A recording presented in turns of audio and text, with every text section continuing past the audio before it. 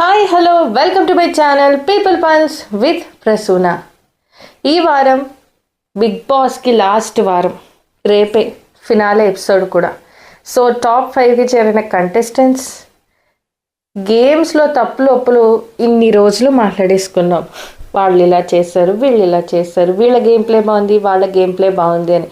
కానీ ఇంకా ఈ వీక్ ఫైనల్కి వచ్చేసి రేపు ఆఖరి ఎపిసోడ్ అయిపోతున్నప్పుడు వాళ్ళల్లో లోపాల కన్నా వాళ్ళల్లో పాజిటివ్సే మాట్లాడుకుంటే మంచిది.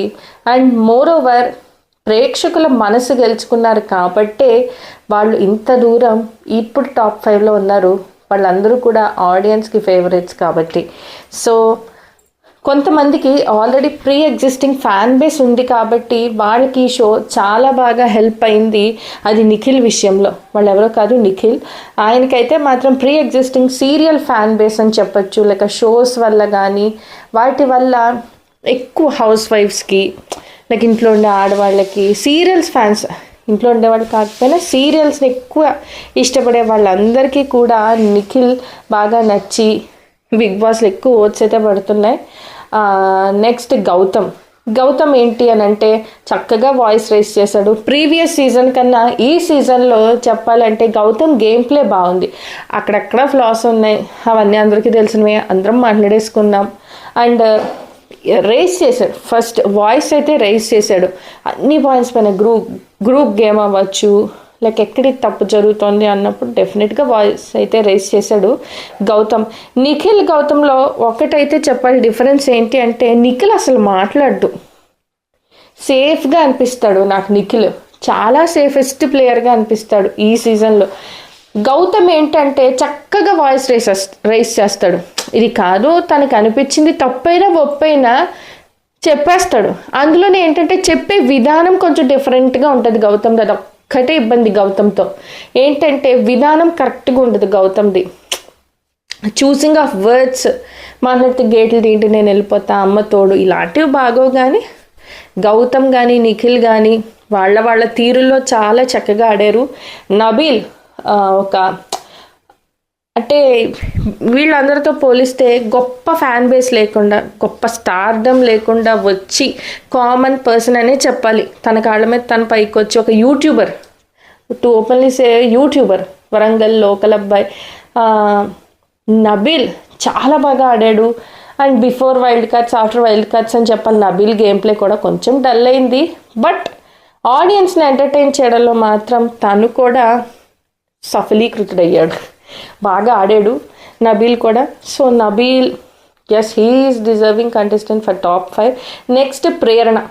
ఉన్న ఆడవాళ్ళందరిలోకి ప్రేరణ మిగిలిందనమాట. ప్రేరణ గేమ్ ప్లే గురించి ఏం చెప్తాం, గట్టిగా మాట్లాడాలంటే ప్రేరణ గేమ్ ప్లే ఏమిటి అని అంటే తన క్యూట్నెస్ వల్ల, తన మాట తీరు వల్ల, లైక్ తన బ్యూటీ వల్ల ఎక్కువ ఓట్స్ పడినాయి ఆ అమ్మాయికి. టు ఓపెన్లీ సే తన యాటిట్యూడ్, తన ఫేషియల్ ఎక్స్ప్రెషన్స్, వేరే వాళ్ళని ట్రీట్ చేసే విధానం అవ్వచ్చు, అవన్నీ అస్సలు బాగోవు. టాస్క్ల వరకు చాలా బాగా ఆడుతుంది, కానీ కొంచెం బాగా సెల్ఫిష్గా అనిపించేస్తుంది. ట్రీటింగ్ పీపుల్ మాత్రం అస్సలు బాగోదు ప్రేరణలో. సో ప్రేరణ కన్నా ఇంకా బాగా ఆడిన వాళ్ళు ఉన్నారు, బట్ బ్యాడ్ లక్, వాళ్ళైతే ఎలిమినేట్ అయిపోయారు. సో ప్రేరణ కన్నా వీళ్ళు బెటర్ అబ్బా అని చెప్పుకునే కంటెస్టెంట్స్ కూడా ఆబ్వియస్గా ఉన్నారు. నేనైతే అది గట్టిగా చెప్తాను లేడీ కంటెస్టెంట్స్లో ఈ బిగ్ బాస్ 8లో. బట్ బ్యాడ్ లక్, వాళ్ళకి మంచి పిఆర్ లేకపోవచ్చు, లేక ప్రేరణ కంటే వాళ్ళు ఏమన్నా అందం తక్కువై ఉండొచ్చు, లేక వాళ్ళు క్యూట్గా మాట్లాడలేకపోయి ఉండొచ్చు. సో ఎన్నో రీజన్స్ ఉంటాయి కదా ఆడియన్స్ని అట్రాక్ట్ చేసే విధంలో. సో అవన్నీ కొంచెం డ్రాబ్యాక్ అయ్యి వాళ్ళు ఎలిమినేట్ అయిపోయి ఉంటారు. సో నా వరకు ప్రేరణ కన్నా బాగా ఆడిన వాళ్ళు చాలామంది ఉన్నారు. సో ఏంటంటే కొంచెం అలాగ ప్లానిటరీ మోషన్స్ వల్ల ప్రేరణ అయితే బాగా వచ్చింది. సో అవన్నీ కలిసి వచ్చేసినాయి ప్రేరణకి. బాగా ఆడింది, టాస్క్ల వరకు బాగా ఆడింది. పాయింట్ ఏంటంటే తనకి నొప్పి అయితేనే పాయింట్ రేస్ చేస్తుంది తప్పితే పక్క వాళ్ళ పాయింట్లు ఇది తప్పు అని కూడా చాలా రేర్ సందర్భాల్లో చెప్పుద్ది. వాళ్ళు తనకి నచ్చితే తప్పితే, వాళ్ళు తనకి ఫ్రెండ్స్ అయితే తప్ప వాయిస్ రేస్ చేయరు. తనకి ఇది రాదు అని అనుకున్నప్పుడు అది ఫ్రెండ్స్ అయినా ఎవరైనా అసలు ఇంకేం చూడదు ఆ అమ్మాయి, అలా ఉంటుంది. సో ఎనీవేస్ ప్రేరణ కూడా చాలా కష్టపడి ఆడింది, వచ్చింది ఫైనల్స్కి టాప్ 5.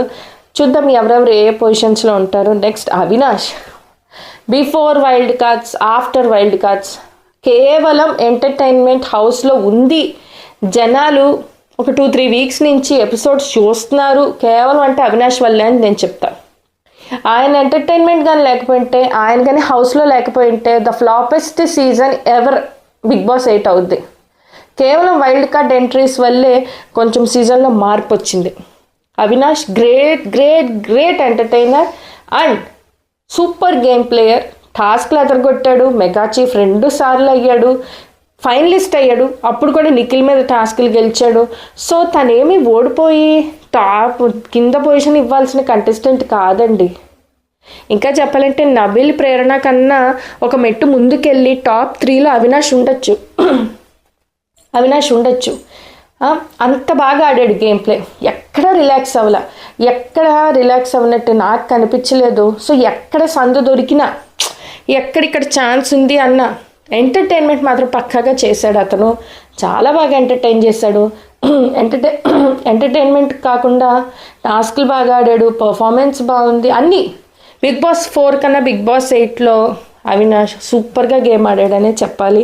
నెక్స్ట్ నా దృష్టిలో టాప్ 5 లెవెల్ చెప్తాను ఎలా ఉండాలని నేను అనుకుంటున్నా. అంటే నిఖిల్ ఎందుకనంటే నాకు నచ్చాడా నచ్చలేదా అన్న విషయం పక్కన పెట్టేస్తే, గౌతమ్ నాకు నచ్చాడా నచ్చలేదా అని పక్కన పెట్టేస్తే, ఆడియన్స్ అయితే డిసైడ్ చేసేసారు నిఖిల్ విన్నర్ అని.